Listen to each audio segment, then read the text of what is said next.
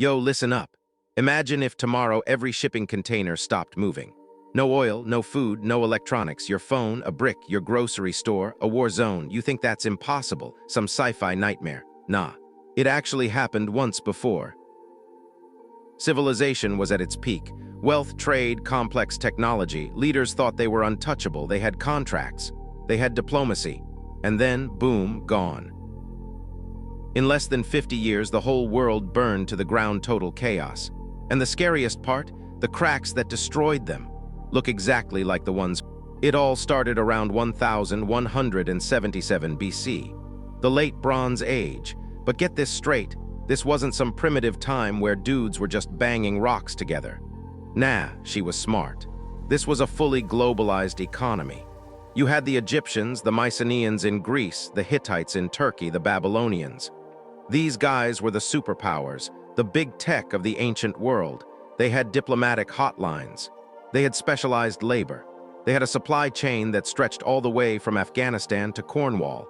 It was a machine, a finely tuned, massive engine of commerce.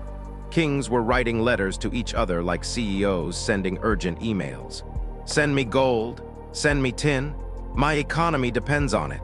It was the first time in human history where the world was truly interconnected. If aching in Turkey sneezed, a merchant in Egypt caught a cold. They were rich. They were powerful, and they were walking a tightrope over a minefield without even knowing it. Because here's the thing about complex systems. They're efficient, sure, but they're fragile, fucking fragile. And when you build a world that relies on everything going just right, you're just begging for something to go wrong. And oh man, did it go wrong.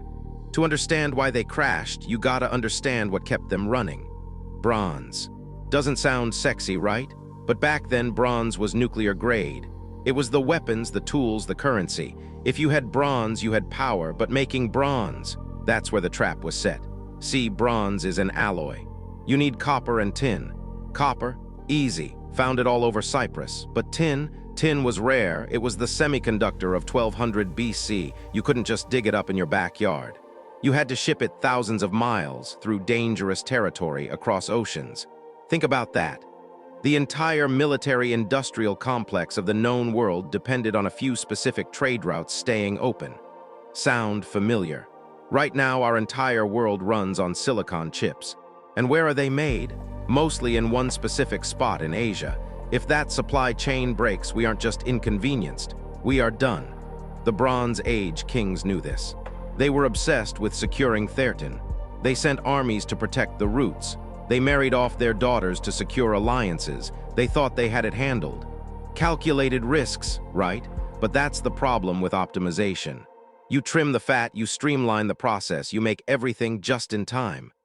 And you leave yourself with zero margin for error. So when the pressure started mounting, there was no backup plan, no strategic reserve. Just a bunch of panicked elites realizing that without tin, their armies were useless and their economies were dead. But it wasn't just one thing. It never is. The hunter became the hunted because of a perfect storm. First, the climate turned on them. We're talking a mega drought, not a dry summer, a shift that lasted centuries. The 3.2 Ka event. Crops failed, famine spread. The breadbasket of the world turned into a dust bowl. And when people starve, they don't just sit there and die quietly. Nah, they move, they get desperate. That leads us to the second massive crack, migration. The Sea Peoples. Historians have been arguing about who these guys were for decades. Pirates, mercenaries, Viking types, but look closer. They weren't just an invading army. They were families. They had carts. They had livestock. These weren't conquerors. They were climate refugees. Imagine millions of people displaced by hunger and war showing up at the borders of the civilized world. They didn't want to destroy civilization. They wanted to survive. But the system couldn't handle the load. The Hittites. Their economy was already shaking. When the refugees hit, the food supplies vanished. The government couldn't feed its own people, let alone the newcomers. Riots, chaos. Then nature decided to twist the knife. Earthquake storms. A series of massive quakes ripped through Greece and the Middle East between 1225 and 1175 BC. Cities crumbled. So you have starvation. You have mass migration. You have natural disasters. Any one of these is bad, but all of them, At the same time, that's an apocalypse-level event. And the kings, the guys in charge, they were paralyzed. They kept trying to pull the old levers. Send the army. Raise taxes. Pray to the gods. Classic, they didn't realize the game had changed.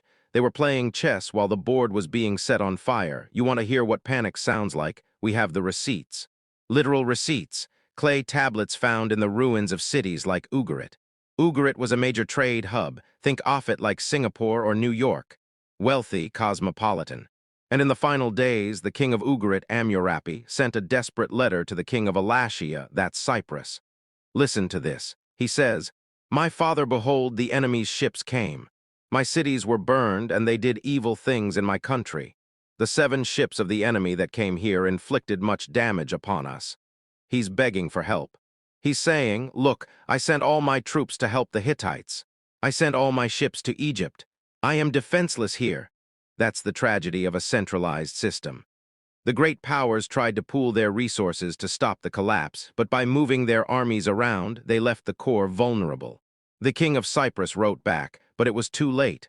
One of the last tablets found in Ugarit was baking in the kiln when the city was sacked. They never even got to send it. It read, "The city is sacked, our food is gone. May the gods save us." And then, silence. Ugarit was burned so thoroughly that the stone melted. The Hittite Empire, gone. The Mycenaeans, their palaces were destroyed, their writing system vanished. Greece entered a dark age that lasted 400 years. They literally forgot how to write. Think about the scale, staggering. It would be like if we forgot how to code. Like if the internet went down and nobody knew how to bring it back up for 4 centuries. Only Egypt survived. Barely. They fought off the sea peoples, but the cost broke them. They were never a superpower again. The shadows were everywhere. So why does this matter? Why should you care about some guys who died 3,000 years ago? Because we are doing the exact same thing. Look at the parallels. First, hyperspecialization. We rely on a handful of countries for our oil, our chips, our medicine. We've built a global supply chain that assumes stability. We assume the ships will always move. We assume the borders will stay open. Second, climate pressure. The drought that killed the Bronze Age. We're looking at shifts just as radical, water shortages, crop failures. Third, migration. When the equatorial regions become uninhabitable, where do you think those billions of people are going to go? The sea peoples of the future aren't coming in wooden boats. They'll be coming in caravans desperate for survival.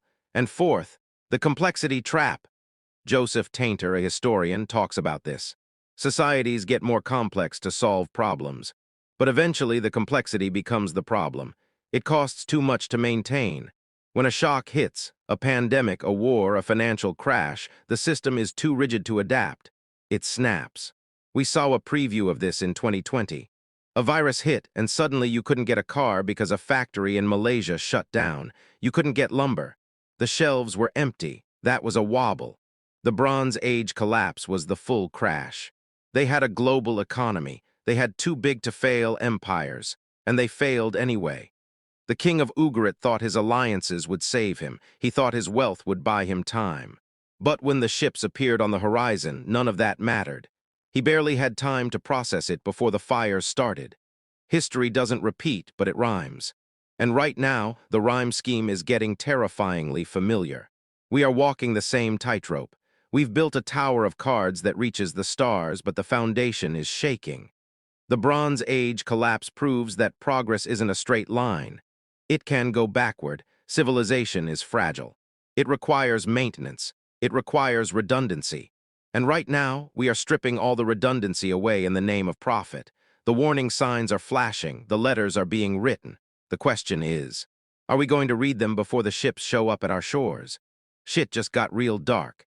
If you want to see more insane, untold stories about how fragile our world really is, hit that subscribe button, smash the like, and turn on notifications. Trust me, you don't want to miss the next deep dive into the world's wildest secrets. Drop a comment if you think we'd survive a total collapse. I'm reading everything. See you in the next one.